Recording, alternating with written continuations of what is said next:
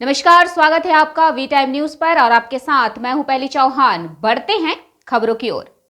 पटना में हुए भाजपा कार्यकर्ताओं नेताओं पर लाठीचार्ज व मौत के बाद भारतीय जनता पार्टी के बेगूसराय कार्यकर्ताओं ने समाहरणालय के दक्षिणी छोर पर धरना प्रदर्शन किया। धरना प्रदर्शन शुरू करने से पहले कार्यकर्ताओं में शहीद कार्यकर्ता विजय कुमार सिंह के चित्र पर पुष्प अर्पित कर जहां नम आंखों से श्रद्धांजलि दी, वहीं दूसरी तरफ बिहार सरकार की कार्यशैली पर भी बहुत बड़ा सवाल खड़ा किया और आरोप लगाया सरकार के इशारे पर पटना में प्रदर्शनकारियों पर बर्बरता पूर्वक लाठीचार्ज की गई, जिसके कारण बीजेपी के सैकड़ों कार्यकर्ता जहां एक तरफ घायल हो गए, वहीं दूसरी तरफ बीजेपी के कद्दावर कार्यकर्ता विजय सिंह की शहादत हो गई। इससे साफ जाहिर होता है सरकार लोकतंत्र की हत्या पर तुली हुई है, अपराधियों का गठजोड़ है और यही कारण है आए दिन ईडी और सीबीआई इन लोगों पर रेड और चार्जशीट करती रहती है। आने वाले समय में शहीद कार्यकर्ता के एक एक खून के कतरे का हिसाब जनता देगी। बीजेपी इन समस्याओं को लेकर एक एक जनता तक पहुंचेगी और उन्हें करारा जवाब मिलेगा। 13 तारीख को जो घटना घटी पटना में, वह घटना भारतीय लोकतंत्र पर एक काला धब्बा है। जिस प्रकार से संवैधानिक अधिकारों के तहत भारतीय जनता पार्टी एक प्रमुख विपक्षी पार्टी के नाते जन सापेक्ष मांगों को लेकर, जिनमें 10 लाख नौकरियां जिसका वादा नीतीश और तेजस्वी की सरकार ने किया था, और शिक्षकों के अस्मिता, सम्मान और अस्तित्व पर जो बिहार की सरकार सवाल खड़ा कर रही है, कानून व्यवस्था मिटती जा रही है, इन प्रश्नों को लेकर राज्य के कोने कोने से 50,000 से अधिक कार्यकर्ता आए थे। शांतिपूर्ण तरीके से कार्यकर्ताओं ने नारा लगाते हुए विधानसभा की ओर कूच किया। उस शांतिपूर्ण प्रदर्शन पर जिस प्रकार बर्बरतापूर्ण पुलिस ने लाठी चलाई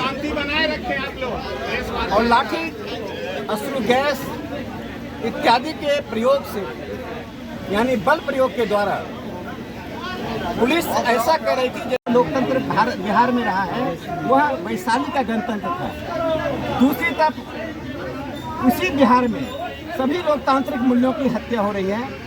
मुझे लगता है कि उन्होंने न सिर्फ वर्तमान को बल्कि हमारे इतिहास को भी दागदार बनाया है। इसे भविष्य को सुरक्षित रखने के लिए नीतीश कुमार की सरकार को इस्तीफा देना चाहिए। नहीं इस्तीफा देंगे तो राम मनोहर लोहिया की वो पंक्ति जो चरितार्थ होगी, जिंदा कौम 5 वर्षों तक इंतजार नहीं करती। बेगूसराय में भी हत्या का दौर जारी है सर, इस पर क्या बोलना चाहेंगे? इस तरह आपने सवाल सरकार को कहा, बेगूसराय में भी कानून व्यवस्था लचर स्थिति में आ गई है और हत्यारों को पकड़ने में, हत्या के पूर्व उसकी सूचना प्राप्त करने में पुलिस विफल हो रही है। मैं पुलिस से कहता हूँ अपने खुफिया तंत्र को मजबूत करें, जिससे बेगूसराय फिर से 70 और 60 के दशक में ना पहुँच जाए।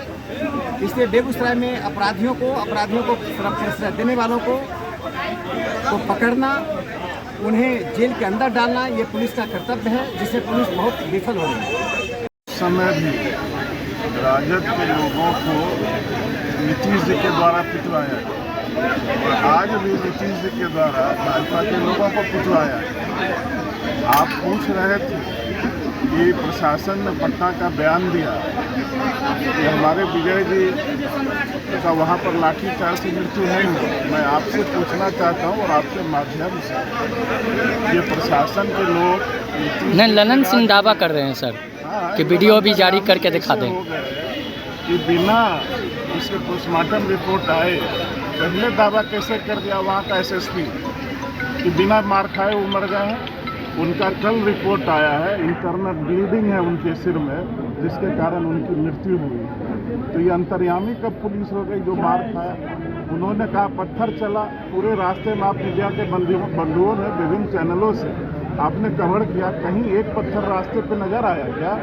किसी पुलिस वाले को सही कहा हमारे सांसद जी, मिर्ची का पाउडर किसी के ऊपर गिरा हुआ दिखा क्या? क्यों नहीं आया सामने में बताने के लिए? अगर एक आध आया तो पीछे, अगर कोई मिर्ची का पाउडर छींटता है तो आगे से छींटता है, आगे गिरा रहना चाहिए। पीछे कॉलर पर नहीं गिरता है। तो ये तो मार इन्होंने किया, जंगल राज की पुनरावृत्ति की। जो हम लोग आवाज़ उठा रहे थे, हत्या बलात्कार जो पूरे बिहार में व्याप्त हो गया है, जो जंगल राज व्याप्त हो गया है, जो जिस तरह से शिक्षकों को पीटा जा रहा था पटना में, महिलाओं को, किसानों को पीटा जा रहा था, इसके खिलाफ आवाज़ उठाने का काम जब हम लोगों ने किया तो हम लोगों को भी पीटा गया। हम संघर्ष करके यहाँ तक आए हैं, आगे भी करेंगे और निश्चित रूप से सत्ता से तो उतर गए। नीतीश जी का चलता कहाँ है बिहार में? जो चलता है तेजस्वी जी का चलता है। सत्ता से तो बेदखल हो गए। इनका विधिवत विदाई करना है, वो 1 महीने के अंदर इनका विदाई हो जाएगा। ये आप लोग लिख के तारीख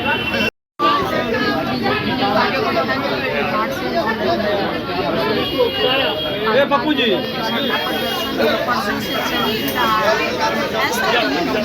महिला पर भी लाठीचार्ज हुई है, तो क्या लगता है लोकतंत्र खतरे में अब आ रही है क्या बिहार की? लोकतंत्र खतरे में आ रही है बिहार की? बिहार की जनता सर जो भी चीज सोच ले रही है वो करना है सर। आज अगर टीचर आप देख रहे हैं बार बार वीडियो वायरल हो रहा है, जो शिक्षा मंत्री ने पूरी जांच करने दिया गया और इस परिस्थिति में उनको 10 लाइन हिंदी लिखने नहीं आता है। और जो हमारे टीचर हैं उनको नौकरी से हटाया जा रहा है, उनको नौकरी नहीं है, तरह तरह का उस पर दिया जा रहा है, ये परीक्षा पास कीजिए, वो परीक्षा पास कीजिए। उसी के समर्थन में धरना दिया था। प्रदर्शन जब उनसे स्वीकृति दी गई तो उसके बाद ही सारी ऐसा नहीं होना चाहिए। यही स्थिति है जिनको बीजेपी ने नया बिहार नीतीश कुमार का लाया गया था और इनके नेतृत्व में बिहार काफी चल रहा था। जैसे का साथ रहते हैं वैसा हो जाते हैं। लाठी पिलावन ये लालू जी का शुरू से ही रवैया है। आज उसने सारे बीजेपी के कार्यकर्ता को बुला करके और इस तरह से मारपीट किया है। तो लाठी लगता था कि कोई मुजरिम या पक्ष में लड़ाई हो रहा है, इस तरह से हाथ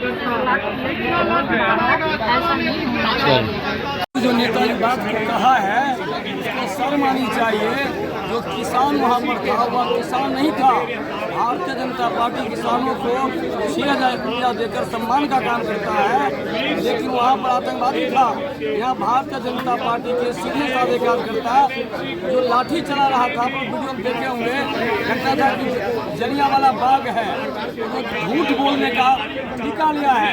लालू का बेटा भी, नीतीश भी, उसका सिपाही भी, और उसमें केवल सिपाही नहीं थी, उसमें लालू का कुछ गुंडा था जो पुलिस के बेस में था और अपना वो बदला किसी रूप का भले ले रहा था। लेकिन इसको अनीति कहते हैं, राक्षसी प्रवृत्ति कहते हैं। सबसे दुख की बात ये है कि जब भारतीय जनता पार्टी कार्यकर्ता महिला बुजुर्ग को उल्टा लगी, चोट लगी थी, उसका कार्यकर्ता और स्वयं नेता कहता है जदयू का, राजद का, कि ठीक हुआ है, ये राक्षसी प्रवृत्ति नहीं है तो क्या है।